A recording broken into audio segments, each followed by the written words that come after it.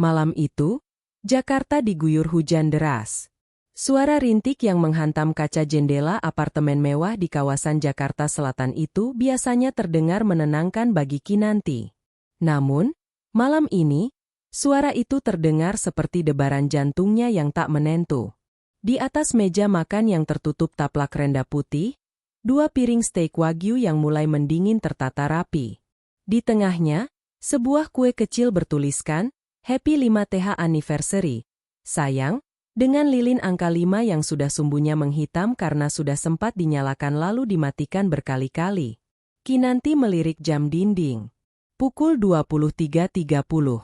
Aris, suaminya, belum juga pulang. Ponselnya tidak aktif sejak sore tadi. Selama 5 tahun ini, Kinanti adalah definisi istri yang sempurna di mata dunia, atau setidaknya, di mata Aris. Ia rela melepaskan karir korporatnya yang cemerlang, begitu pikir Aris, untuk menjadi ibu rumah tangga sepenuhnya. Ia memasak, mencuci, dan memastikan semua kebutuhan Aris terpenuhi hingga ke detail terkecil. Aris yang dulu hanya seorang manajer tingkat menengah, kini telah menjadi direktur di sebuah perusahaan distribusi berkat jaringan, diam-diam, yang dibangun Kinanti di belakang layar. Tepat saat jarum jam menunjuk angka 12, suara kunci pintu terdengar berputar. Kinanti segera berdiri, memaksakan senyum terbaiknya meski matanya sembab karena kantuk dan cemas. "Mas, kamu sudah pulang? Aku pikir ada apa-apa di jalan." Kalimat Kinanti terhenti di udara. Aris tidak pulang sendiri. Di sampingnya, seorang wanita muda dengan gaun merah ketat yang sangat pendek berdiri sambil menggelayut di lengannya. Wanita itu memiliki riasan tebal dan aroma parfum yang sangat menyengat, kontras dengan Kinanti yang hanya memakai daster berbahan satin sederhana dengan wajah polos tanpa riasan. "Mas, siapa ini?" Suara Kinanti bergetar. Aris tidak langsung menjawab. Ia melepaskan jasnya dan melemparkannya ke sofa dengan kasar, seolah-olah keberadaan Kinanti di ruangan itu adalah gangguan. "Namanya Siska. Dan mulai malam ini, dia akan tinggal di sini." Kinanti merasa dunianya berputar. "Apa maksudmu? Ini hari ulang tahun pernikahan kita, Mas. Aku sudah masak. Aku menunggumu." "Halah, ulang tahun pernikahan?" Aris memotong dengan nada muak. Ia berjalan menuju meja makan, melihat kue di sana, lalu tertawa sinis. "Kamu lihat ini? Kue murah, steak dingin, dan istri yang wajahnya sudah seperti pembantu. Aku bosan, Kinanti. Aku muak melihat wajahmu yang setiap hari cuma bisa minta uang belanja dan mengurus hal-hal sepele." Siska, wanita di sampingnya, tertawa manja. "Sayang, jadi ini yang kamu bilang, beban itu? Kasihan sekali ya. Kelihatannya dia memang tidak punya tempat lain untuk pergi." Kinanti menatap Aris dengan mata berkaca-kaca. "Beban? Selama ini aku yang mengurus rumah ini, Mas. Aku yang mendukungmu dari nol." "Mendukung apa?" Aris mendekat, wajahnya hanya berjarak beberapa senti dari Kinanti. "Kamu itu pengangguran. Kamu cuma hidup dari tetesan keringatku. Perusahaan tempatku bekerja sukses karena kemampuanku sendiri, bukan karena doa-doa tidak bergunamu." Siska ini berbeda. Dia pengusaha sukses, dia punya koneksi di mana-mana.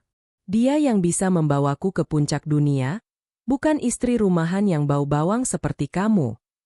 Aris merogoh saku jasnya dan mengeluarkan selembar amplop coklat. Ia melemparkannya ke dada Kinanti hingga amplop itu jatuh ke lantai. "Itu surat cerai. Aku sudah menandatanganinya. Aku ingin kamu keluar dari rumah ini sekarang juga." "Sekarang? Ini tengah malam, Mas? Hujan deras." Kinanti berteriak histeris. "Aku tidak peduli. Rumah ini atas namaku, dibeli dengan uangku. Dan Siska tidak suka melihat ada barang rongsokan di rumah barunya," ucap Aris dingin. Siska kemudian melangkah maju, ia menuju kamar utama dan keluar membawa sebuah koper tua milik Kinanti. Tanpa perasaan, Siska membuka koper itu dan mulai memasukkan baju-baju Kinanti secara asal. Bahkan beberapa ada yang jatuh ke lantai dan diinjaknya dengan sepatu hak tingginya. Ayo, cepat keluar. Mas Aris sudah tidak butuh parasit seperti kamu. Ujar Siska sambil mendorong koper itu ke arah Kinanti. Kinanti menatap suaminya, mencari sisa-sisa cinta di mata pria yang pernah berjanji akan menjaganya sampai mati. Namun, yang ia temukan hanyalah kebencian dan penghinaan. Aris bahkan tidak sudi menatapnya. Ia malah asyik memeluk pinggang Siska. Dengan tangan gemetar, Kinanti memungut amplop coklat itu. Ia menghapus air matanya dengan kasar.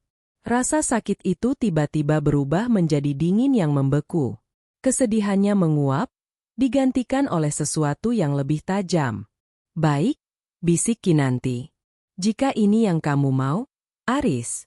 Tapi ingat satu hal, semua yang kamu miliki saat ini, bisa hilang dalam sekejap karena kamu tidak pernah tahu siapa yang sebenarnya kamu lawan. Aris tertawa terbahak-bahak. Melawanmu? Seorang pengangguran yang tidak punya apa-apa? Silakan, Kinanti. Pergi dan jadilah gelandangan. Itu lebih cocok untukmu. Kinanti menarik kopernya. Ia tidak menoleh lagi saat melangkah keluar pintu apartemen. Di koridor yang dingin, ia mendengar suara tawa Aris dan Siska dari dalam ruangan. Begitu sampai di lobi gedung yang sepi, Kinanti berdiri di bawah lampu jalan yang temaram. Hujan masih turun, membasahi wajahnya. Ia merogoh kantong kecil di dalam kopernya, mengeluarkan sebuah ponsel khusus yang selama 3 tahun ini ia simpan di dasar laci yang terkunci. Ia menekan satu tombol cepat. Hanya dalam 2 nada sambung, suara pria di seberang sana terdengar sangat formal dan sigap. Halo, Ibu Komisaris? Akhirnya Anda menghubungi kami. Apakah ada perintah? Kinanti menatap ke atas, ke arah jendela apartemen di lantai 22 tempat Aris berada. Matanya kini tajam, sedingin es, tanpa ada sisa kerapuhan. Jemput saya di lobi apartemen Regensi. Sekarang, perintah Kinanti. Dan kabari Dewan Direksi. Masa penyamaran saya sebagai warga sipil sudah berakhir. Besok pagi, saya ingin audit total terhadap seluruh anak perusahaan Mahardika Group, terutama divisi distribusi yang dipimpin oleh Aris Pratama. Dimengerti? Ibu Kinanti. Mobil akan tiba dalam 5 menit. Kinanti menutup ponselnya. Ia membuka kunciran rambutnya, membiarkan rambut hitamnya terurai tertiup angin malam. Ia tidak lagi terlihat seperti istri yang teraniaya. Di bawah lampu kota Jakarta, ia tampak seperti predator yang baru saja terbangun dari tidurnya. Kamu bilang aku parasit, Aris? Gumamnya pelan. Mari kita lihat, siapa yang akan bertahan hidup saat inangnya pergi. Sebuah mobil Rolls-Royce hitam mengkilap berhenti tepat di depannya. Seorang pria berjas hitam turun dan membungkuk hormat, mengabaikan tatapan heran satpam apartemen yang melihat istri pengangguran itu masuk ke dalam kendaraan paling mewah di dunia. Permainan baru saja dimulai. Malam semakin larut, namun bagi Kinanti, waktu seolah baru saja dimulai. Di dalam kabin Rolls-Royce yang kedap suara, ia menyandarkan kepalanya pada sandaran kulit yang lembut. Di depannya, duduk Hendra, asisten pribadi sekaligus tangan kanannya yang telah menjaga rahasia identitasnya selama 5 tahun terakhir. Ibu baik-baik saja? Tanya Hendra dengan nada khawatir yang tulus. Ia telah bekerja untuk keluarga Mahardika sejak ayah Kinanti masih memimpin. Melihat Kinanti diusir seperti itu membuat darahnya mendidih. Saya baik, Hendra. Bahkan merasa lebih ringan, jawab Kinanti datar. Matanya menatap keluar jendela, melihat rintik hujan yang membasuh kaca. Hanya saja, saya tidak menyangka manusia bisa berubah sekejam itu hanya karena merasa sudah di atas angin. Pak Aris sudah melewati batas.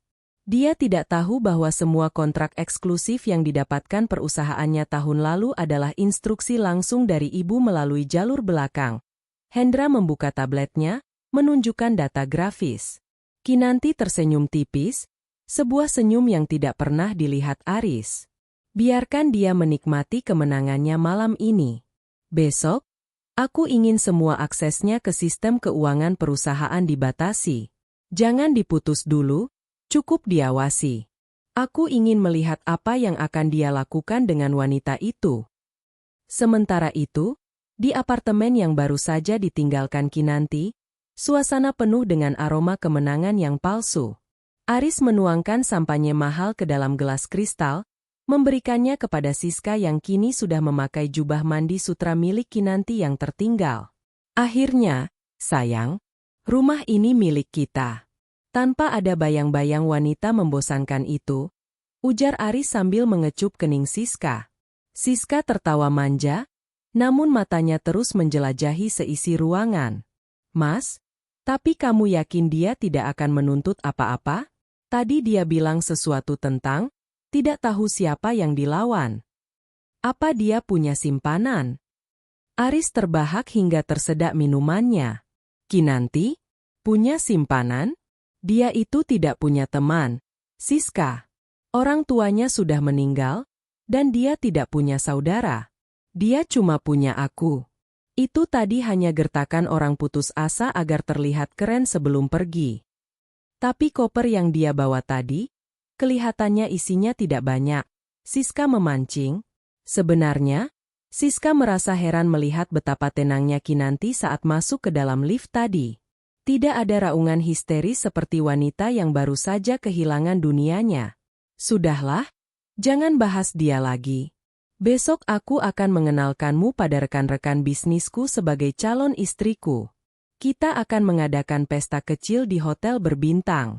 Aku ingin semua orang tahu bahwa Direktur Aris Pratama punya pendamping yang jauh lebih berkelas. Aris berkata dengan penuh keangkuhan. Siska tersenyum lebar, namun di balik senyum itu, ada kecemasan yang tersembunyi. Siska baru saja mengganti nomor ponselnya minggu lalu.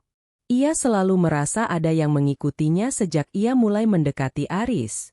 Baginya, Aris adalah mangsa besar berikutnya yang harus ia kuras sebelum identitas aslinya terendus otoritas.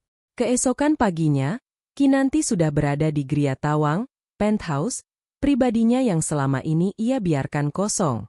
Ia berdiri di depan cermin besar, mengenakan setelan blazer berwarna biru navy yang dijahit khusus dari Paris.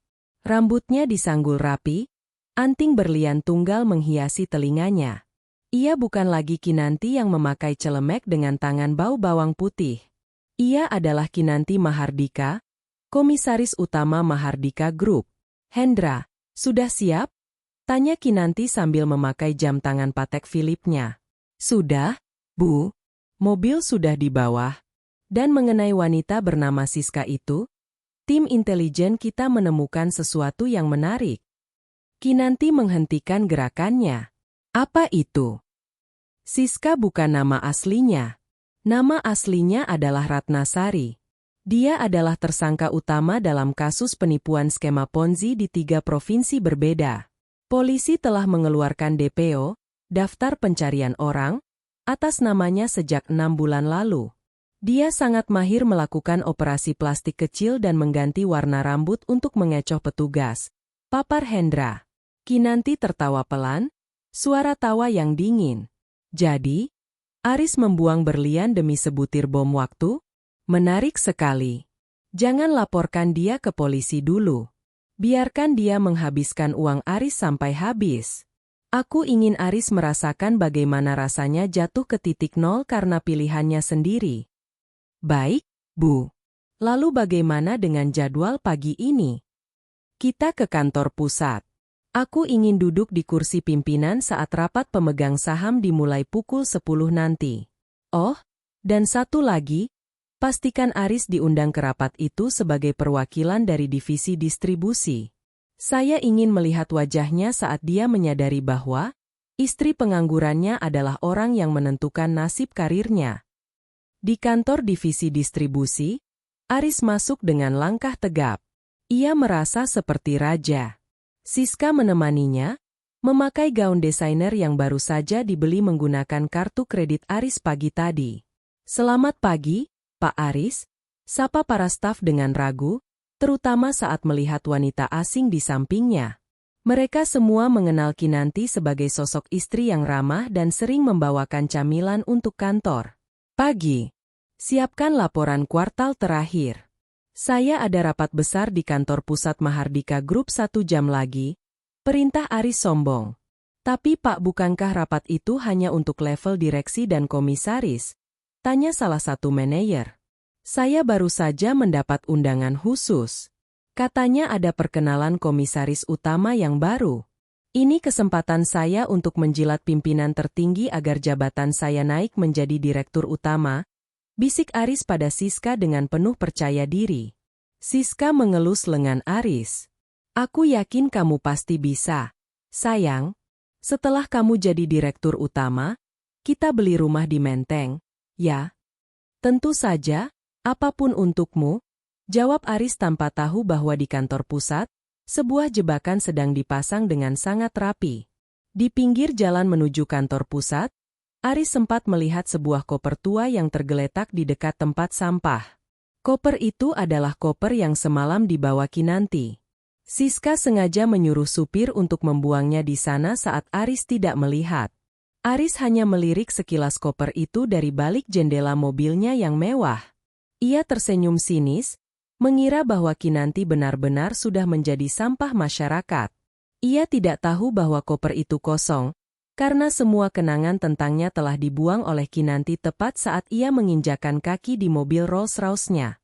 Saat mobil Aris memasuki lobi gedung pencakar langit Mahardika Group, ia tidak menyadari bahwa puluhan kamera pengawas sedang menyorot wajah Siska, dan sistem pengenalan wajah di ruang keamanan mulai mengeluarkan sinyal merah. Target DPO terdeteksi. Gedung Mahardika Group berdiri kokoh di pusat distrik bisnis Jakarta, sebuah menara kaca yang seolah menantang langit.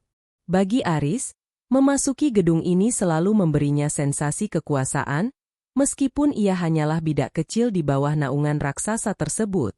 Pagi itu, ia melangkah dengan dada membusung, menggandeng Siska yang tampil mencolok dengan gaun merah darah dan tas bermerek yang harganya setara dengan 3 bulan gaji manajer menengah. Ingat, Siska, bisik Aris saat mereka berada di dalam lift berlapis emas menuju lantai 50. Rapat ini sangat eksklusif. Hanya orang-orang terpilih yang bisa hadir. Begitu kita bertemu komisaris utama yang baru, tunjukkan pesonamu. Kita butuh dukungan beliau untuk menggeser posisi direktur utama di divisiku. Siska mengangguk dengan senyum yang dipaksakan. Sebenarnya, jantungnya berdegup kencang.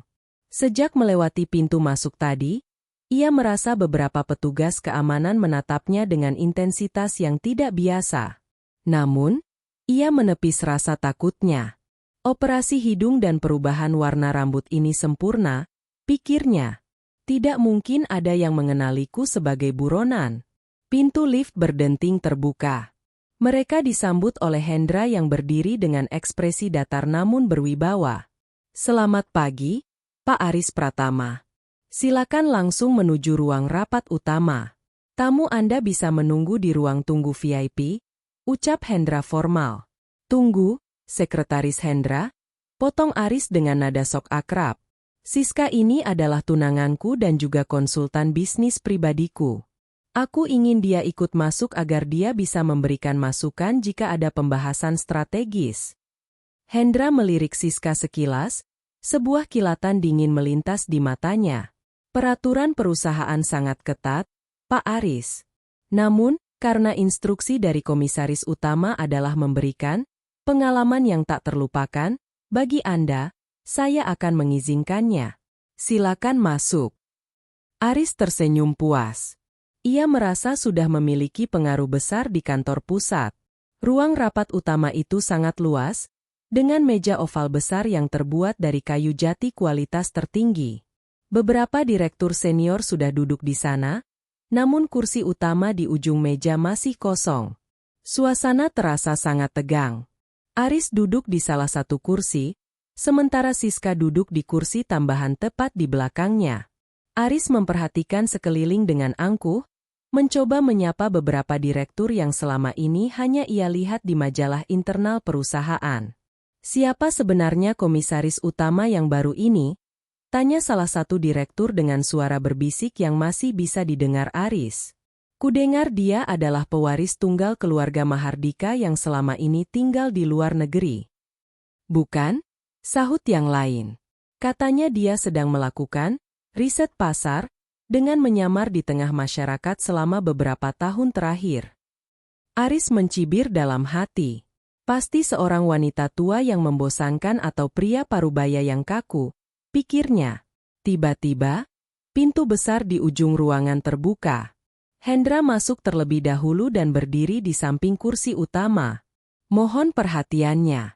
Komisaris utama Mahardika Group, Ibu Kinanti Mahardika, memasuki ruangan.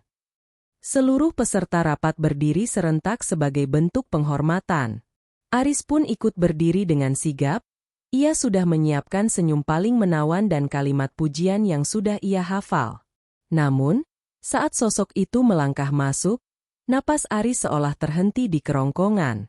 Dunia di sekitarnya seolah mendadak sunyi, kecuali suara denting sepatu hak tinggi yang beradu dengan lantai marmer. Wanita itu mengenakan setelan blazer biru navy yang sangat pas di tubuhnya. Rambutnya disanggul modern, menonjolkan leher jenjang dan wajahnya yang tegas. Ia tampak sangat cantik, sangat berwibawa, dan sangat familiar. Kinanti? Suara Aris lolos begitu saja dari bibirnya, hampir menyerupai rintihan. Kinanti tidak langsung menoleh. Ia berjalan menuju kursi utama, meletakkan tabletnya di atas meja, lalu duduk dengan tenang. Ia mengangkat kepalanya, menatap satu persatu orang di ruangan itu dengan tatapan tajam, hingga akhirnya matanya berhenti pada Aris yang masih berdiri mematung dengan mulut setengah terbuka. Silakan duduk, semuanya. Suara Kinanti terdengar jernih dan penuh otoritas. Seluruh direktur duduk, kecuali Aris yang kakinya terasa seperti terpaku ke lantai. Siska, yang berada di belakang Aris, mulai gemetar. Ia mengenali wajah itu. Wanita, bau bawang, yang ia usir tadi malam. Pak Aris Pratama, ada masalah dengan kursi Anda? Tanya Kinanti dengan senyum tipis yang mematikan. Kamu, tidak mungkin bagaimana bisa? Aris terbata-bata. Ini pasti lelucon. Kamu hanya istriku yang... Mantan istri, koreksi Kinanti cepat. Ia kemudian menatap para direktur lainnya. Mohon maaf atas gangguan kecil ini. Pak Aris sepertinya sedang mengalami syok emosional karena baru menyadari bahwa selama 5 tahun ini, dia tidur satu ranjang dengan orang yang sebenarnya menggajinya. Tawa kecil terdengar dari beberapa direktur, sementara wajah Aris berubah menjadi merah padam lalu pucat pasi. Ia merasa seperti baru saja ditelanjangi di depan umum. Kinanti, apa-apaan ini? Kamu menipuku selama ini. Aris berteriak, mengabaikan protokol rapat. Menipumu? Kinanti menyilangkan kakinya dengan anggun. Aku tidak pernah menipumu, Aris. Aku hanya memilih untuk menjadi istri yang berbakti dan melihat apakah kamu benar-benar mencintaiku, atau hanya mencintai apa yang bisa kuberikan padamu. Dan tadi malam, aku mendapatkan jawabannya dengan sangat jelas. Kinanti kemudian menekan sebuah tombol di meja, dan layar proyektor besar di belakangnya menyala. Namun, yang muncul bukanlah grafik penjualan atau laporan keuangan. Layar itu menampilkan foto Siska, atau lebih tepatnya, foto selebaran DPO dari kepolisian dengan nama asli, Ratna Sari. Siska memekik pelan dan mencoba berdiri untuk melarikan diri, namun 2 petugas keamanan berbadan tegap sudah berdiri tepat di belakang kursinya. Sebelum kita memulai agenda bisnis, ujar Kinanti sambil menatap Siska yang kini pucat pasi, aku ingin memperkenalkan tamu spesial yang dibawa oleh Pak Aris. Ratna Sari, alias Siska, seorang buronan kasus penipuan skema Ponzi yang telah merugikan ribuan orang. Benar begitu, Siska? Aris menoleh ke arah Siska dengan tatapan tidak percaya. Siska? Apa maksudnya ini? Kamu bilang kamu pengusaha. Siska tidak menjawab, ia hanya menunduk dengan tubuh gemetar hebat. Aris, Aris. Kinanti menggelengkan kepala dengan nada prihatin yang dibuat-buat. Kamu membuang, istri pengangguran? Ini demi seorang buronan polisi yang bahkan sedang bersiap membawa lari uang tabungan yang kamu bangga-banggakan itu. Kinanti mengalihkan pandangannya kembali ke dokumen di depannya. Hendra, tolong panggilkan petugas kepolisian yang sudah menunggu di luar. Kita tidak ingin sampah mengotori ruang rapat ini terlalu lama. Aris terduduk lemas di kursinya. Di tengah ruangan yang mewah itu, ia merasa dunianya runtuh berkeping-keping. Dan ini baru pembukaan. Suasana ruang rapat yang tadinya tegang kini berubah menjadi kekacauan yang terkendali. 2 orang petugas kepolisian berpakaian sipil masuk setelah kode dari Hendra. Siska, yang kini sudah tidak bisa lagi menyembunyikan wajah pucatnya, mencoba melakukan upaya terakhir untuk menyelamatkan diri. Ini fitnah. Mas Aris, tolong aku. Wanita ini gila karena kamu ceraikan. Teriak Siska sambil mencoba menepis tangan petugas yang memegang lengannya. Dia memalsukan semua ini karena dia cemburu padaku. Aris, yang masih dalam keadaan linglung, menatap Siska dengan harapan tipis. Kinanti, apakah ini hanya taktikmu untuk membalas dendam? Siska memiliki dokumen perusahaan, dia memiliki investasi di luar negeri. Kinanti tertawa pelan. Suara tawanya menggema di ruangan yang sunyi itu. Investasi? Aris, apakah yang kamu maksud adalah akun bank di Kepulauan Kaiman yang dia tunjukkan padamu lewat tangkapan layar palsu itu? Hendra, tunjukkan faktanya. Hendra menekan tombol di tabletnya. Layar proyektor beralih menunjukkan aliran dana dari rekening pribadi Aris dalam 2 minggu terakhir. Dalam 14 hari, Pak Aris telah mentransfer total 2,5 miliar rupiah ke sebuah rekening atas nama Global Venture. Faktanya, rekening itu adalah rekening penampungan yang akan segera dikosongkan sore ini melalui penarikan tunai di berbagai ATM di luar kota. Siska, atau Ratna, berencana terbang ke Singapura malam ini pukul 9 dengan paspor palsu yang sudah ada di tasnya. Petugas polisi dengan sigap merampas tas mewah yang didekap Siska. Setelah digeledah, mereka menemukan 3 buah paspor dengan foto yang sama namun nama yang berbeda, serta sejumlah uang tunai dalam mata uang asing. Ratna Sari, Anda kami tangkap atas kasus penipuan, pencucian uang, dan penggunaan identitas palsu, ujar salah satu petugas sambil memborgol tangan Siska. Mas Aris, tolong aku. Aku melakukan ini karena aku mencintaimu, jerit Siska saat diseret keluar. Namun, Aris hanya terdiam. Ia melihat wanita yang ia puja sebagai Dewi Keberuntungan, itu kini diseret seperti kriminal rendahan. Setelah pintu ruang rapat tertutup, keheningan kembali mencekam. Kinanti melipat tangannya di atas meja, menatap Aris yang kini tampak 10 tahun lebih tua. Sekarang, mari kita bicara tentang kariermu, Aris, ucap Kinanti dingin. Kinanti, tolong, aku tidak tahu. Aris mulai memelas. Suaranya gemetar. Aku dijebak. Dia yang merayuku. Aku hilaf. Hilaf bukan kata yang tepat untuk seseorang yang mengusir istrinya di tengah hujan badai demi seorang buronan. Kinanti memotong tanpa ampun. Hendra, bacakan laporan audit divisi distribusi. Hendra berdiri. Berdasarkan audit mendadak pagi ini, ditemukan selisih dana sebesar 5 miliar rupiah dalam proyek pengadaan logistik. Kami menemukan jejak digital bahwa Pak Aris menyetujui vendor fiktif yang ternyata dikelola oleh jaringan Ratna Sari. Dengan kata lain, Pak Aris telah menyalahgunakan wewenang dan merugikan Mahardika Group demi gaya hidup mewah tunangannya. Aris merosot dari kursinya hingga berlutut di lantai. Aku akan mengembalikannya. Kinanti, beri aku waktu. Jangan laporkan aku. Mengembalikan? Dengan apa? Kinanti berdiri dan berjalan pelan mengitari meja, hingga sampai di depan Aris yang berlutut. Rumah yang kamu tempati itu atas nama yayasan perusahaan. Mobil yang kamu pakai adalah fasilitas kantor. Rekening pribadimu sudah kosong karena kamu berikan pada Siska. Kamu tidak punya apa-apa lagi. Aris. Para direktur lainnya memandang Aris dengan jijik.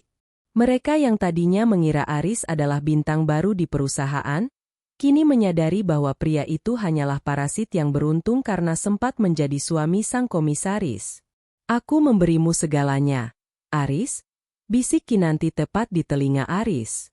Aku memberimu karir, aku menjaga namamu di depan kolega, aku bahkan memastikan setiap langkahmu lancar.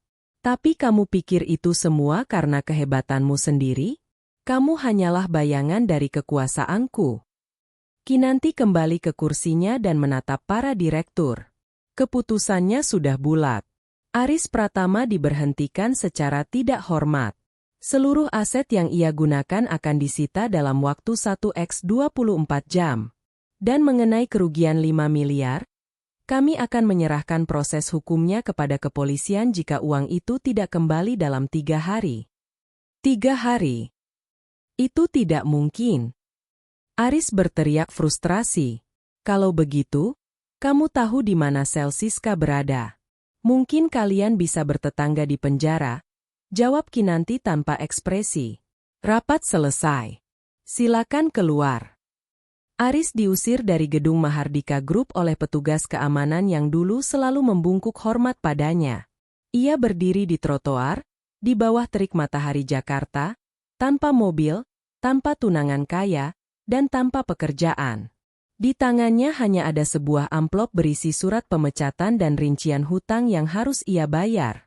Ia melihat ke atas, ke lantai tertinggi gedung itu, menyadari bahwa Kinanti, wanita yang ia anggap sampah tadi malam, kini adalah orang yang memegang tali gantungan nasibnya. Sementara itu, di dalam ruangannya, Kinanti menatap keluar jendela. Ia melihat sosok kecil Aris di bawah sana. Tidak ada rasa senang yang berlebihan, hanya sebuah ketenangan karena keadilan telah ditegakkan. Hendra, panggil Kinanti. Ya, Bu. Pantau semua pergerakan Aris. Aku ingin tahu siapa yang akan membantunya sekarang. Dan pastikan berita tertangkapnya buronan kelas Kakap Ratnasari masuk ke media nasional sore ini. Pastikan nama Aris disebut sebagai korban sekaligus, terduga, kaki tangan. Aku ingin dia merasakan bagaimana rasanya nama baik yang ia banggakan hancur menjadi debu. Baik, Bu. Lalu, mengenai acara gala dinner malam Minggu besok, Anda tetap hadir. Kinanti tersenyum misterius. Tentu. Aku ingin Aris melihat puncak kejayaanku saat dia berada di dasar jurang. Aku ingin dia melihat apa yang sebenarnya dia buang. 3 hari telah berlalu sejak badai di ruang rapat Mahardika Group. Bagi Aris, 3 hari itu terasa seperti 3 dekade di neraka. Apartemen mewahnya telah disegel oleh pihak perusahaan. Mobil BMW seri terbaru yang ia banggakan telah ditarik paksa saat ia sedang makan di warung pinggir jalan. Kini, ia hanya tinggal di sebuah motel murah di pinggiran kota, menghitung lembaran uang terakhir di dompetnya yang kian menipis. Aris menatap jas hitam satu-satunya yang tersisa, jas yang ia pakai saat mengusir Kinanti. Ia harus melakukan sesuatu. Ia yakin, jauh di dalam lubuk hati Kinanti, masih ada sisa cinta untuknya. 5 tahun tidak mungkin dihapus begitu saja hanya karena satu kesalahan, pikirnya dengan penuh percaya diri yang keliru. Malam itu, Jakarta Convention Center, GCC, dipenuhi oleh mobil-mobil mewah. Annual Gala Dinner, Entrepreneur of the Year adalah ajang paling bergengsi tahun ini. Aris tahu Kinanti akan ada di sana. Dengan modal kartu undangan lama yang belum sempat ditarik kembali oleh panitia karena kekacauan administrasi, Aris berhasil menyelinap masuk. Ia menata rambutnya dengan saksama, mencoba menutupi lingkaran hitam di bawah matanya. Aku hanya perlu bicara padanya. Jika aku bisa membuatnya menangis, dia pasti akan memaafkanku, gumam Aris sambil merapikan dasinya. Di dalam aula, suasana begitu megah. Lampu kristal raksasa memantulkan cahaya ke gelas-gelas sampanye yang dibawa oleh para pelayan. Di tengah kerumunan pengusaha papan atas, Kinanti berdiri menjadi pusat perhatian. Ia tampak memukau dengan gaun malam berwarna emerald green yang dipenuhi paet halus. Ia tidak lagi terlihat seperti wanita yang menghabiskan waktunya di dapur. Setiap gerakannya memancarkan wibawa. Di sampingnya, beberapa duta besar dan pemilik bank terbesar di Indonesia tampak antre untuk sekadar berjabat tangan. Aris mengamati dari kejauhan. Hatinya mencelos. Wanita itu benar-benar bukan Kinanti yang ia kenal. Saat kerumunan mulai mencair, Aris memberanikan diri mendekat. Ia harus melewati barisan pengawal yang dipimpin oleh Hendra. Hendra melihatnya dan hampir saja mengusirnya. Namun Kinanti memberikan isyarat kecil dengan tangan untuk membiarkan Aris masuk. Kinanti. Suara Aris serak saat ia berdiri 3 langkah di depan mantan istrinya. Kinanti memutar tubuhnya perlahan, memegang gelas berisi air mineral berkarbonasi. Ia menatap Aris dari ujung rambut hingga ujung kaki. Pak Aris Pratama, saya terkejut Anda punya keberanian, atau mungkin ketidaktahuan, untuk datang ke tempat seperti ini tanpa undangan yang sah. Sayang, tolong dengarkan aku sebentar saja. Aris memohon, mengabaikan tatapan sinis dari orang-orang di sekitar mereka. Aku salah. Siska benar-benar iblis, dia yang meracuni pikiranku. Aku sadar sekarang, hanya kamu yang tulus padaku. Ayo kita mulai dari awal. Aku tidak butuh kekuasaanmu, aku hanya butuh kamu. Kinanti tersenyum, tapi senyum itu tidak mencapai matanya. Kamu tidak butuh kekuasaanku? Aris, jika aku hari ini masih menjadi istri pengangguran yang kamu usir malam itu, apakah kamu akan berdiri di sini dan memohon padaku? Aris terdiam. Pertanyaan itu menghujamnya tepat di sasaran. Kamu datang ke sini karena kamu lapar. Aris. Kamu datang karena kamu tidak punya tempat tinggal dan namamu sudah masuk dalam daftar hitam perbankan. Lanjut Kinanti. Kamu merindukan fasilitas yang kuberikan, bukan merindukan diriku. Tiba-tiba, seorang pria parubaya yang merupakan salah satu pengusaha properti terkaya di Jakarta menghampiri mereka. Ibu Komisaris, maaf mengganggu. Apakah pria ini kolega Anda? Dia sepertinya sangat mendesak. Kinanti menoleh pada pria itu dengan ramah. Oh, Pak Hermawan. Perkenalkan, ini Aris. Dia adalah mantan staf di salah satu divisi kami yang baru saja selesai masa tugasnya karena masalah integritas. Wajah Aris berubah menjadi merah padam. Di depan orang paling berpengaruh di industri properti, ia baru saja dicap sebagai orang yang tidak berintegritas. Ah, begitu rupanya. Pantas saja saya merasa wajahnya tidak asing. Dia yang ada di berita sore ini, kan? Yang tertipu oleh buronan kelas kakap itu? Tanya Pak Hermawan sambil tertawa kecil. Sungguh tragis. Memiliki berlian di rumah tapi malah memungut kerikil beracun di jalanan. Aris merasa ingin menghilang ke dalam lantai. Ia mencoba meraih tangan Kinanti. Kinanti, beri aku satu kesempatan untuk membuktikannya. Kesempatanmu sudah habis saat kamu membiarkan Siska membuang koperku ke tempat sampah. Aris, Kinanti menarik tangannya dengan anggun. Dan bicara soal bukti, Hendra, tunjukkan hadiah kecil kita untuk Pak Aris. Hendra maju dan memberikan sebuah tablet kepada Aris. Di layarnya, terlihat rekaman CCTV dari sebuah gudang di pinggiran Jakarta. Di sana, terlihat Siska, yang ternyata sempat diinterogasi polisi sebelum masuk sel, mengakui sesuatu yang mengejutkan. Dalam rekaman itu, Siska tertawa terbahak-bahak sambil berkata, Aris itu bodoh. Dia pikir aku mencintainya?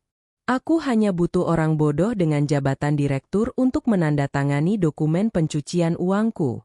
Dia yang paling mudah dibohongi karena egonya yang setinggi langit. Aris terjatuh ke lututnya. Kebenaran itu menghantamnya lebih keras dari apapun. Ia bukan hanya kehilangan istri yang hebat, tapi ia juga menjadi bahan tertawaan seorang kriminal. Sekarang pergilah, Aris, ucap Kinanti dengan suara rendah namun tegas.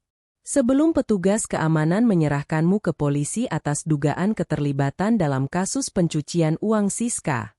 Aku sudah menahan mereka selama 2 jam, demi memberimu kesempatan untuk melihat apa yang telah kamu hancurkan malam ini. Aris mendongak, matanya basah oleh air mata penyesalan yang sudah terlambat. Ia melihat Kinanti berbalik, berjalan pergi menuju panggung utama untuk memberikan pidato pembukaan, sementara semua orang di ruangan itu memberikan jalan untuknya. Ia ditinggalkan sendirian di tengah aula yang megah, dikelilingi oleh kesuksesan yang pernah ia miliki, namun kini terasa jutaan kilometer jauhnya. Saat ia berjalan keluar dengan kepala tertunduk, ia berpapasan dengan cermin besar di lobi. Ia melihat pantulan dirinya, seorang pria yang kehilangan segalanya karena kesombongan yang buta. Di atas panggung, suara Kinanti terdengar lewat pengeras suara. Kesuksesan sejati tidak dibangun di atas pengkhianatan, melainkan di atas kepercayaan dan rasa hormat. Aris melangkah keluar menuju kegelapan malam, menyadari bahwa esok pagi, bukan hanya kemiskinan yang menantinya, tapi juga jeruji besi yang mulai memanggil namanya. Malam setelah gala dinner adalah malam yang panjang bagi Aris. Ia tidak kembali ke motelnya. Ia menghabiskan sisa malam itu dengan duduk di bangku taman kota, menatap tangannya yang gemetar. Ucapan Kinanti dan tawa menghina Siska di rekaman itu terus berputar di kepalanya seperti kaset rusak. Namun, penderitaan Aris baru saja dimulai. Keesokan paginya, saat matahari bahkan belum sepenuhnya naik, 2 pria bersetelan gelap mendatangi motel tempat Aris menginap. Mereka bukan orang suruhan Kinanti, melainkan penyidik dari Direktorat Tindak Pidana Ekonomi Khusus. Saudara Aris Pratama, Anda diminta ikut ke kantor untuk memberikan keterangan lebih lanjut terkait aliran dana di proyek pengadaan logistik Mahardika Group yang terhubung dengan jaringan Ratnasari alias Siska, ujar salah satu petugas sambil menunjukkan lencana. Aris tidak melawan. Ia bahkan tidak punya energi untuk protes. Dengan tangan dingin, ia masuk ke dalam mobil polisi. Di dalam hatinya, ia berharap ini hanya prosedur rutin.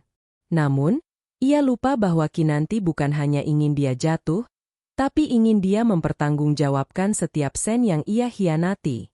Di kantor pusat Mahardika Group, Kinanti sedang duduk di ruang kerjanya yang luas, menghadap dinding kaca yang memperlihatkan pemandangan kota. Di depannya, Hendra sedang menyusun beberapa dokumen legal. Bagaimana perkembangannya, Hendra? Tanya Kinanti tanpa mengalihkan pandangan dari pemandangan di luar. Aris sudah dijemput polisi pagi ini, Bu. Tim hukum kita juga sudah menyerahkan bukti tambahan berupa tanda tangan Aris pada 10 dokumen vendor fiktif. Itu adalah bukti telak bahwa dia bukan hanya korban penipuan, tapi juga pelaku kelalaian berat yang memfasilitasi kejahatan, lapor Hendra. Kinanti mengangguk kecil. Dan mengenai merger dengan Citra Nusantara, semua berjalan lancar. Dengan bergabungnya kedua perusahaan ini, posisi ibu sebagai pemegang saham mayoritas akan semakin absolut. Menariknya, Citra Nusantara sebelumnya adalah salah satu klien terbesar yang selama ini mencoba disogok oleh Aris untuk proyek pribadinya. Pemiliknya, Pak Wijaya, sangat terkesan dengan integritas ibu setelah mengetahui bahwa ibu sendiri yang melaporkan penyimpangan di dalam perusahaan. Kinanti tersenyum tipis. Inilah strategi yang sebenarnya. Ia menggunakan kehancuran Aris untuk membersihkan perusahaan sekaligus memperkuat posisinya. Aris selalu berpikir bahwa bisnis adalah soal koneksi dan uang. Dia lupa bahwa di level tertinggi, bisnis adalah soal kepercayaan. Sekali kau menghancurkannya, kau sudah tamat. Di ruang interogasi yang dingin dan berbau kopi murahan, Aris duduk di hadapan penyidik. Di sana juga ada seorang pengacara publik yang ditunjuk negara karena Aris sudah tidak mampu membayar pengacara pribadi. Saya tidak tahu kalau itu vendor fiktif, Pak. Siska bilang itu perusahaan keluarganya di luar negeri. Aris mencoba membela diri, suaranya parau. Tapi Anda menandatangani pencairan dana sebesar 5 miliar rupiah tanpa melalui proses audit internal, Pak Aris. Mengapa? Tanya penyidik sambil menyodorkan sebuah foto dokumen. Dan di sini, ada catatan transfer balik sebesar 500 juta rupiah ke rekening pribadi Anda dari vendor tersebut. Apa ini kalau bukan gratifikasi? Aris terbelalak. Apa? 500 juta? Saya tidak pernah merasa menerima uang itu. Uang itu masuk ke rekening yang Anda buat atas nama Aris Osiska Foundation. Rekening itu digunakan untuk membayar cicilan apartemen rahasia yang Anda gunakan untuk berselingkuh dari istri Anda. Penyidik itu menatap Aris dengan jijik. Tampaknya Siska sangat cerdik. Dia menjerat Anda dengan kenikmatan, lalu menggunakan nama Anda untuk mencuci uang hasil penipuannya. Aris lemas. Ia menyadari betapa dalam lubang yang digali Siska untuknya. Siska tidak hanya mencuri uangnya, tapi juga meninggalkan jejak kaki Aris di setiap lokasi kejahatannya. Aris kini menyadari bahwa ia bukan sekadar bodoh, ia adalah tumbal yang sempurna. Siang harinya, berita tentang merger besar-besaran Mahardika Group menjadi berita utama di semua stasiun televisi bisnis.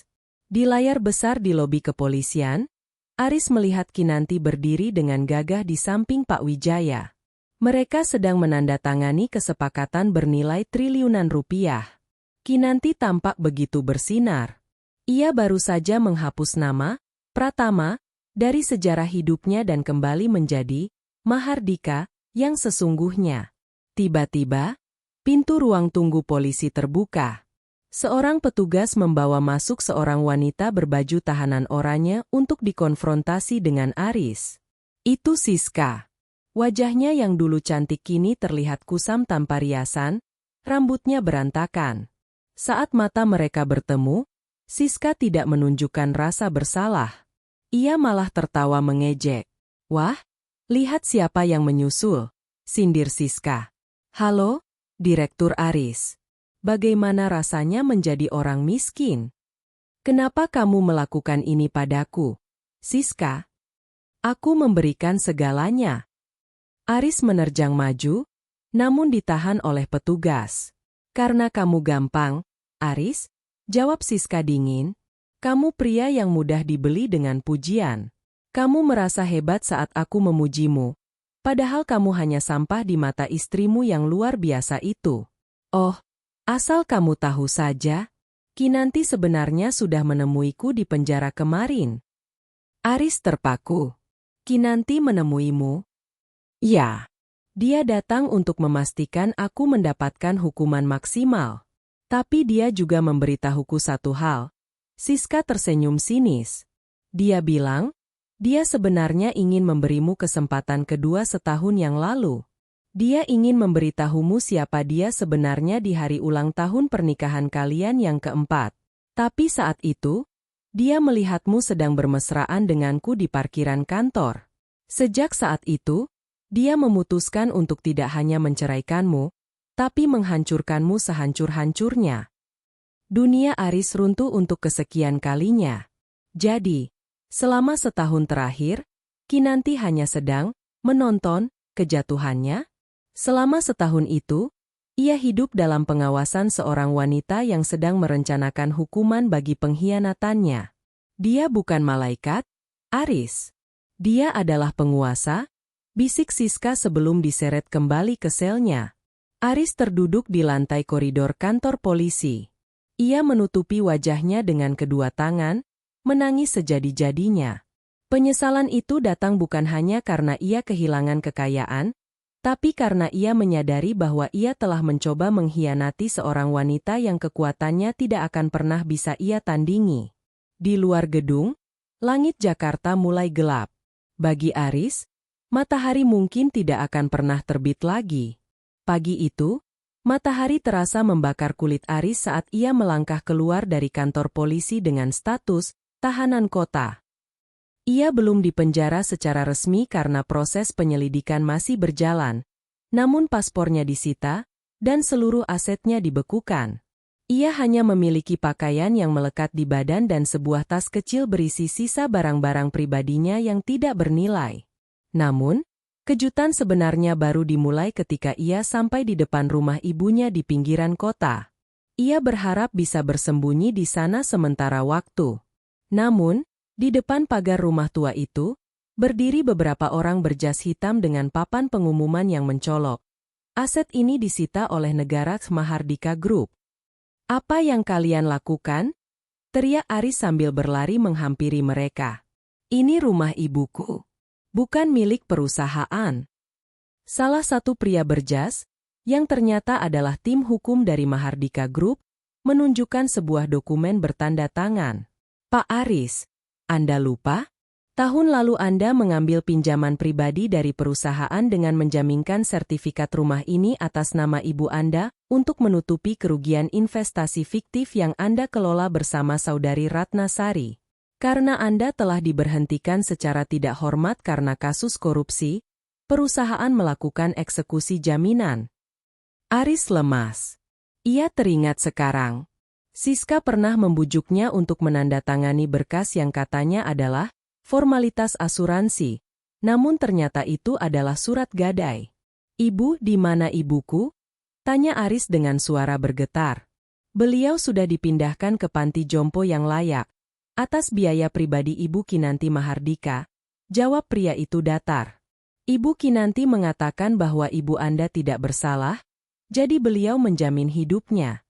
Namun, untuk Anda, Ibu Kinanti berpesan agar Anda belajar bagaimana rasanya hidup tanpa ada tempat untuk pulang." Aris kini benar-benar menjadi gelandangan kelas atas. Ia berjalan menyusuri trotoar, mencoba menghubungi teman-teman lamanya, orang-orang yang dulu selalu memujinya dan berebut membayar tagihan makannya. "Halo, Budi? Ini Aris. Aku butuh tempat menginap 1-2 malam." Klik. Telepon ditutup. "Halo, Rian? Ingat proyek yang pernah kubantu dulu? Aku butuh pinjaman sedikit uang." "Maaf, Aris. Kami sudah dengar beritanya. Namamu sudah masuk daftar hitam di seluruh jaringan bisnis kami. Kalau aku membantumu, aku bisa kehilangan kontrak dengan Mahardika Group. Jangan hubungi aku lagi." Satu persatu pintu tertutup. Aris menyadari bahwa kekuasaan Kinanti jauh lebih luas dari yang ia bayangkan.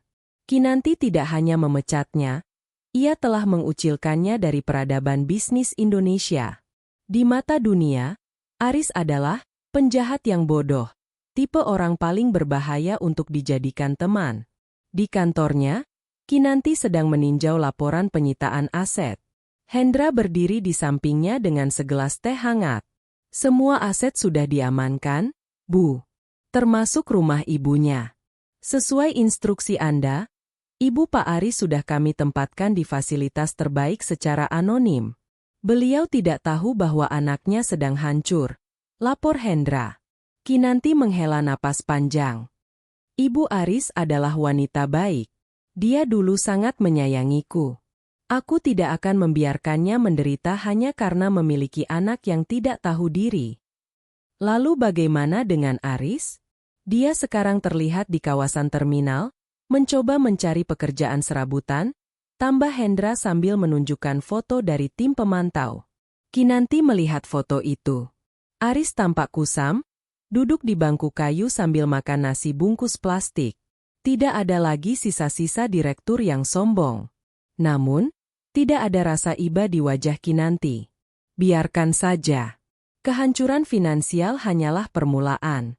Aku ingin dia melihat bagaimana perusahaan yang dulu dia pimpin dengan sombong, kini berkembang pesat tanpa dirinya.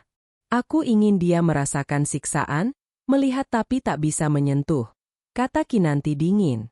Sore harinya, Aris mencoba peruntungan terakhirnya. Ia mendatangi kantor kecil milik seorang kerabat jauh di kawasan industri. Ia berharap bisa menjadi staf gudang atau apapun asal bisa bertahan hidup. Namun, di sana ia justru bertemu dengan kejutan lain. Di ruang tunggu, televisi sedang menyiarkan wawancara eksklusif Kinanti Mahardika. Kinanti mengumumkan peluncuran yayasan bantuan untuk korban penipuan investasi, yayasan yang ia beri nama Kinanti S Justice. Kami ingin membantu mereka yang telah dirugikan oleh oknum-oknum tidak bertanggung jawab seperti Ratna Sari dan kaki tangannya, ucap Kinanti di layar kaca dengan sangat anggun. Aris tertawa getir di depan televisi itu. Orang-orang di ruang tunggu menatapnya dengan aneh. Mereka tidak tahu bahwa kaki tangan yang dimaksud sedang berdiri di antara mereka dengan baju penuh keringat. Saat itu, ponsel Aris berdering. Sebuah nomor tidak dikenal. "Halo?" tanya Aris penuh harap. "Aris Pratama?" Suara itu adalah suara Siska, yang entah bagaimana berhasil menelepon dari penjara, mungkin menggunakan fasilitas telepon umum penjara. "Siska, kau masih berani meneleponku setelah menghancurkanku?" teriak Aris. "Tenanglah, sayang." Suara Siska terdengar penuh kemenangan meski di balik jeruji. "Aku hanya ingin memberitahumu satu rahasia terakhir. Kamu ingat apartemen rahasia kita? Di balik bingkai foto di kamar itu, ada brankas kecil. Isinya adalah rekaman semua pembicaraan kita saat kamu menyetujui pemalsuan dokumen itu. Aku sudah mengirimkan kuncinya kepada Kinanti 2 hari yang lalu." Aris terpaku. "Kenapa? Kenapa kamu melakukannya?" "Karena jika aku harus membusuk di penjara, aku tidak mau melakukannya sendirian. Dan Kinanti menjanjikanku pengurangan hukuman jika aku memberikan bukti telak untuk menyeretmu bersamaku. Selamat tinggal, Aris. Sampai jumpa di pengadilan." Telepon terputus. Aris menjatuhkan ponselnya hingga layarnya retak. Kini ia sadar, ia dikepung dari segala sisi. Kinanti tidak hanya menggunakan hukum, tapi ia juga menggunakan musuh Aris sendiri untuk menghancurkannya. Ia keluar dari kantor itu dengan langkah gontai. Hujan mulai turun, mengingatkannya pada malam saat ia mengusir Kinanti. Kini, keadaan berbalik. Dunia sedang mengusirnya, dan ia tidak memiliki satupun koper untuk dibawa. Hujan yang turun sore itu seolah menjadi dejavu yang menyakitkan bagi Aris. Dengan sisa uang di sakunya, ia nekat menyewa ojek menuju apartemen rahasia yang ia sewa atas nama Siska. Ia harus sampai di sana sebelum polisi atau orang-orang Kinanti menemukannya. Pikirannya kalut. Ia bermimpi bisa mengambil isi brankas itu dan menghancurkannya, lalu lari sejauh mungkin dari Jakarta. Namun, saat ojek itu berhenti di depan gedung apartemen kelas menengah di area Jakarta Barat, Aris melihat pemandangan yang membuat jantungnya hampir copot. 3 mobil polisi dan sebuah SUV hitam milik Mahardika Group sudah terparkir di lobi. Aris bersembunyi di balik pilar beton di seberang jalan. Ia melihat Hendra keluar dari SUV tersebut, mendampingi beberapa petugas kepolisian. Mereka bergerak cepat menuju lift. "Sial, Siska benar-benar menjualku," umpat Aris dengan suara parau. Di dalam apartemen nomor 808 itu, suasana terasa dingin dan berdebu. Apartemen ini adalah saksi bisu pengkhianatan Aris, tempat ia menghabiskan malam dengan Siska sementara Kinanti menunggunya di rumah dengan masakan yang menghangat. Hendra berdiri dengan tangan bersedekap saat polisi mulai menggeledah kamar utama. Salah satu petugas menurunkan bingkai foto besar yang memperlihatkan Aris dan Siska sedang berlibur di Bali, liburan yang dibayar dengan uang perusahaan. Di baliknya, tertanam sebuah brankas baja kecil. "Ini dia," ujar petugas. Mereka menggunakan kode yang telah diberikan oleh Siska melalui jalur negosiasi hukuman. Brankas terbuka dengan bunyi klik yang tajam. Di dalamnya tidak ada tumpukan uang tunai seperti yang diharapkan polisi, melainkan sebuah perekam suara digital dan setumpuk dokumen kontrak yang sudah ditandatangani Aris di bawah pengaruh alkohol dan rayuan Siska. Hendra mengambil perekam itu, menekan tombol play. "Tapi Siska, kalau aku menandatangani ini, audit pusat akan tahu bahwa vendor ini tidak punya gudang." Suara Aris terdengar ragu dalam rekaman itu. "Sayang, jangan takut. Kinanti itu bodoh. Dia cuma tahu masak dan bersih-bersih rumah. Dia tidak akan pernah memeriksa laporanmu. Lagi pula, uang ini untuk masa depan kita, bukan?" Sahut suara Siska yang menggoda. "Baiklah. Demi kamu." Hendra mematikan rekaman itu. Wajahnya datar, namun matanya memancarkan rasa jijik yang mendalam. "Cukup. Ini bukti mutlak bahwa ada niat jahat, mens rea, dalam tindakan korupsi ini. Aris bukan sekadar lalai. Dia sadar dan setuju untuk merugikan perusahaan. Di seberang jalan, Aris yang sedang mengintip melihat polisi keluar dari lobi dengan membawa kantong barang bukti. Ia tahu, saat rekaman itu diputar di pengadilan, ia tidak akan punya celah sedikit pun untuk membela diri. Dalam keputusasaan, Aris mencoba kabur lewat gang sempit di samping apartemen. Namun, baru beberapa langkah ia berlari, dua orang pria berbadan besar yang sejak tadi mengawasinya langsung mencegatnya. Mereka adalah tim keamanan Kinanti yang ditugaskan untuk memastikan Aris tidak melarikan diri sebelum polisi menjemputnya. "Mau kemana, Pak Direktur?" tanya salah satu pria itu dengan nada mengejek. "Lepaskan aku. Aku tidak punya urusan dengan kalian." Aris mencoba meronta, namun tenaganya habis. Ia belum makan sejak kemarin. Pintu SUV hitam terbuka. Hendra melangkah keluar dan menghampiri Aris yang sudah tersungkur di aspal gang yang becek. "Ibu Kinanti ingin memastikan Anda mendapatkan layanan terbaik dari negara, Pak Aris," ucap Hendra sambil menyerahkan ponselnya kepada Aris. Layarnya sedang melakukan panggilan video. Wajah Kinanti muncul di layar. Ia sedang berada di sebuah restoran mewah, tampak sedang menjamu kolega bisnis barunya. Ia terlihat sangat tenang, sangat berkelas, dan sangat jauh dari jangkauan Aris. "Halo, Aris. Kamu suka kejutan di apartemenmu?" tanya Kinanti tanpa basa-basi. "Kinanti, kumohon jangan lakukan ini. Aku akan melakukan apa saja. Aku akan menjadi pembantumu. Aku akan bekerja tanpa gaji. Tolong cabut laporannya." Aris meratap di depan layar ponsel itu. Air matanya bercampur dengan air hujan dan lumpur. Kinanti menatapnya dengan pandangan dingin. "Dulu, aku memohon padamu untuk menghargai pernikahan kita, tapi kamu mengusirku seperti sampah. Sekarang, hukum yang bicara, Aris. Kamu bukan hanya mengkhianati istrimu, tapi kamu mengkhianati ribuan karyawan yang mencari nafkah di Mahardika Group dengan mencuri uang mereka. Aku dijebak Siska. Kamu membiarkan dirimu dijebak karena kesombonganmu," potong Kinanti. "Oh, satu lagi. Polisi tidak hanya menjeratmu dengan pasal korupsi. Mereka menemukan narkoba di laci meja apartemen rahasiamu. Barang yang Siska simpan untuk berjaga-jaga jika kamu berbalik melawannya. Tampaknya kekasihmu itu benar-benar ingin memastikan kamu tidak akan pernah melihat matahari lagi." Aris terbelalak. Siska menyimpan narkoba juga? Ia benar-benar telah tidur dengan ular berbisa yang paling mematikan. Selamat menikmati masa tuamu di balik jeruji, Aris. Hari ini, secara hukum, namamu telah dihapus dari seluruh aset dan sejarah keluarga Mahardika, ucap Kinanti sebelum memutus panggilan. Hendra memberi isyarat kepada polisi yang sudah mendekat. "Petugas, ini orang yang Anda cari." Aris merasakan dinginnya borgol besi mengunci kedua pergelangan tangannya. Saat ia diseret menuju mobil polisi, orang-orang di sekitar apartemen mulai berkerumun, mengambil foto dan video.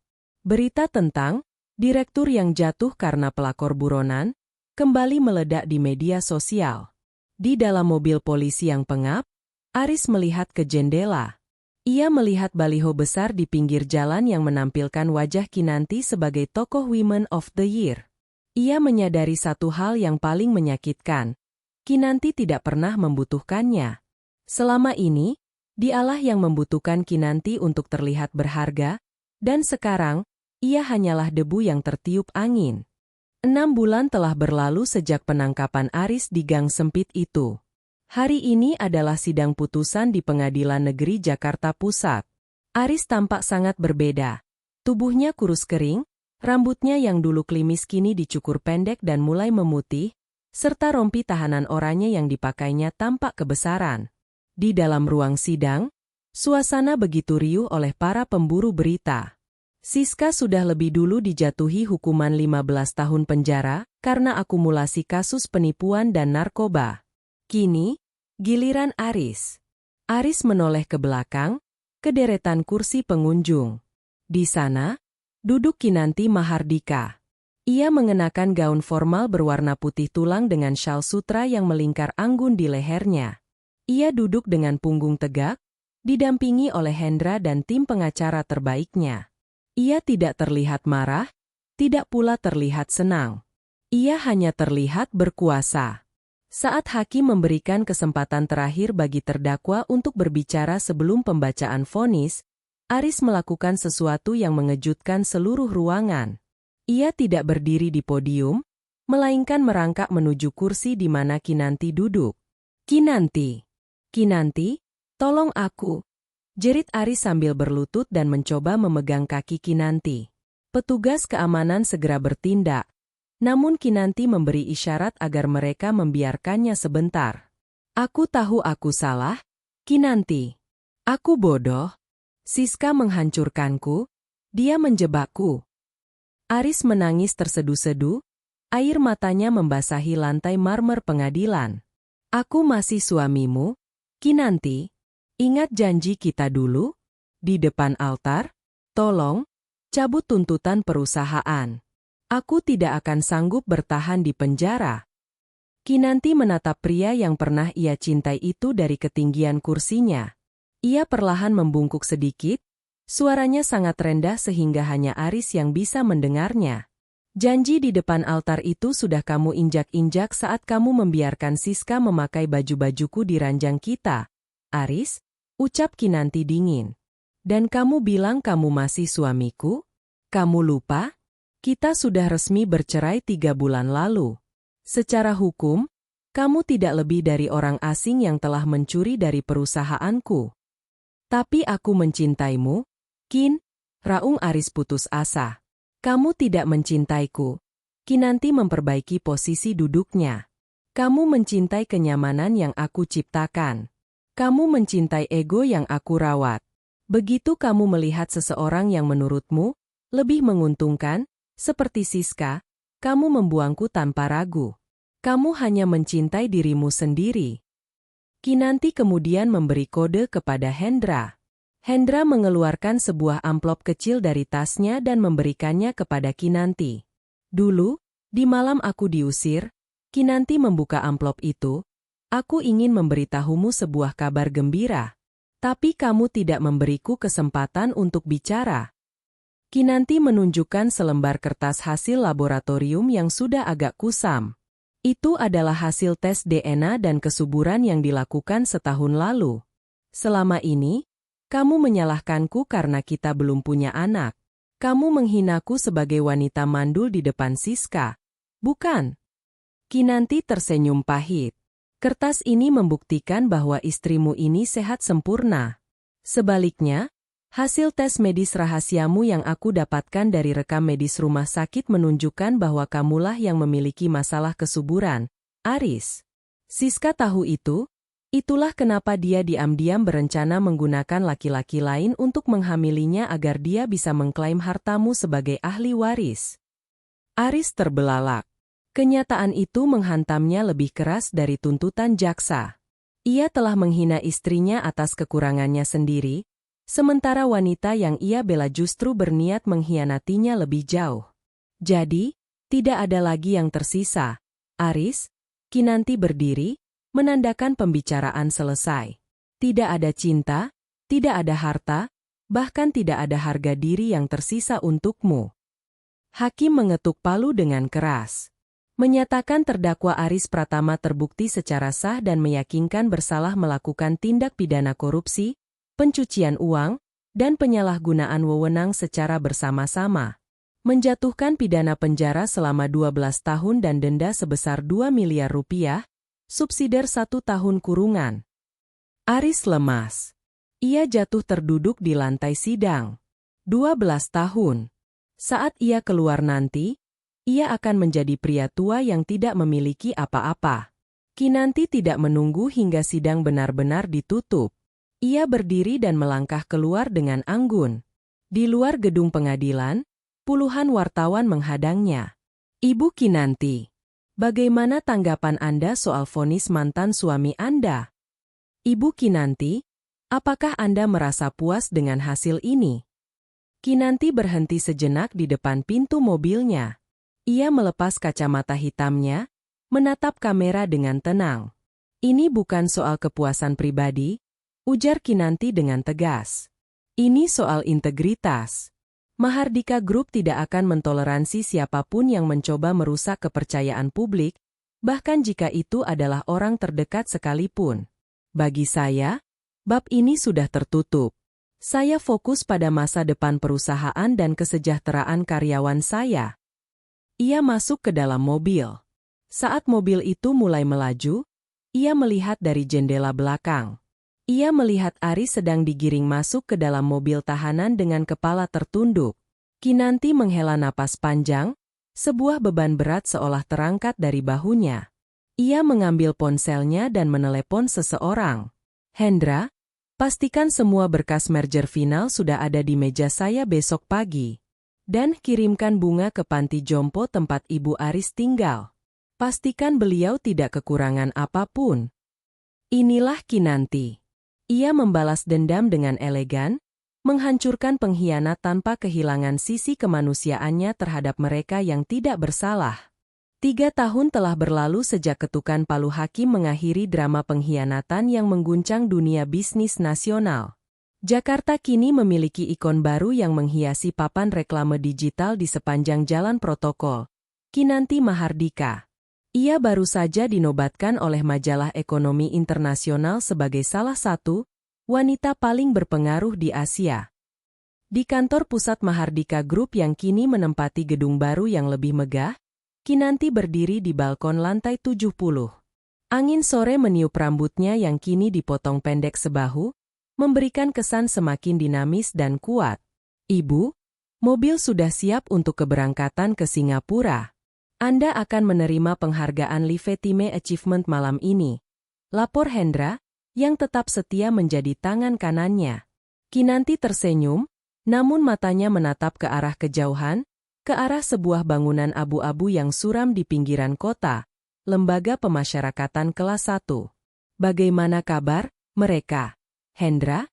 Tanya Kinanti pelan. Siska, atau Ratnasari, terlibat perkelahian dengan sesama narapidana bulan lalu. Masa hukumannya ditambah karena kepemilikan barang terlarang di dalam sel. Dia tampaknya tidak akan keluar dalam waktu dekat, Hendra menjelaskan. Sedangkan Aris, dia bekerja di bagian bengkel penjara. Kudengar mentalnya cukup terguncang. Dia sering mengigau menyebut nama Anda. Kinanti mengangguk kecil. Tidak ada benci, tidak ada dendam. Perasaan itu sudah lama mati dan terkubur bersama surat cerai mereka. Di balik tembok penjara yang dingin, Aris duduk di sudut sel yang lembab. Tubuhnya jauh lebih kurus dari saat persidangan dulu. Tangannya yang dulu hanya terbiasa memegang pena mahal dan kemudi mobil mewah, kini penuh dengan luka lecet dan noda oli hitam. Setiap malam, Aris harus berbagi ruangan sempit dengan narapidana lain yang tidak segan-segan merundungnya. Mereka tahu Aris adalah mantan direktur kaya yang bodoh, dan itu menjadikannya sasaran empuk. Suatu hari, seorang sipir melemparkan sebuah koran bekas ke dalam selnya. Di halaman depan, terpampang foto Kinanti yang sedang bersalaman dengan presiden dalam acara peresmian rumah sakit gratis bagi kaum duafa. Aris membelai foto itu dengan ujung jarinya yang gemetar. Air mata jatuh membasahi kertas koran yang kusam itu. Ia teringat saat-saat mereka masih hidup sederhana di awal pernikahan. Saat Kinanti memasakkannya mie instan di tengah malam karena ia baru pulang lembur. Aku punya segalanya saat memilikimu, Kin, tapi aku terlalu buta untuk melihatnya, bisiknya lirih. Penjara fisik memang berat, namun penjara penyesalan jauh lebih menyiksa. Aris tahu, meski kelak ia bebas, ia tetap tidak memiliki dunia untuk kembali. Namanya sudah mati di luar sana. Sementara itu, di blok wanita, Siska alias Ratnasari sedang meratapi nasibnya di sel isolasi. Operasi plastik di wajahnya mulai menua dengan buruk tanpa perawatan, membuatnya tampak mengerikan. Ia telah kehilangan semua pesonanya. Semua pria yang dulu ia perdaya kini justru berbalik memberikan kesaksian yang memberatkannya. Ia terjebak dalam lubang yang ia gali sendiri, tanpa ada satupun orang yang peduli. Kembali ke dunia luar, Kinanti melangkah memasuki jet pribadinya. Ia kini tidak lagi hanya fokus pada angka dan keuntungan. Melalui yayasannya, ia telah membangun ribuan sekolah dan fasilitas kesehatan. Ia mengubah rasa sakit hatinya menjadi bahan bakar untuk membangun sesuatu yang lebih besar dari dirinya sendiri. Hendra menyerahkan sebuah tablet yang berisi laporan terbaru. Ibu, ada satu permintaan dari panti jompo. Ibu Pak Aris ingin bertemu dengan Anda sebelum beliau menjalani operasi katarak. Kinanti terdiam sejenak. Jadwalkan setelah saya kembali dari Singapura. Dan Hendra, pastikan semua biaya operasinya ditanggung penuh. Jangan beritahu beliau siapa yang membayarnya. Biarkan beliau tenang di masa tuanya. Baik, Bu. Jet pribadi itu lepas landas, membelah awan Jakarta yang mulai berwarna jingga. Kinanti menatap ke bawah, melihat kota yang pernah menyaksikan air matanya jatuh di tengah hujan deras. Ia telah membuktikan sebuah kebenaran universal, bahwa pengkhianatan mungkin bisa memberikan kemenangan sesaat, namun integritas dan ketabahan akan memberikan kejayaan yang abadi. Kinanti tidak hanya berhasil membalas dendam, ia berhasil melampaui rasa sakitnya dan terlahir kembali sebagai pemenang sejati. Cerita tentang istri yang dibuang kini telah berakhir, digantikan oleh legenda sang komisaris Mahardika yang tak tergoyahkan. Tamat.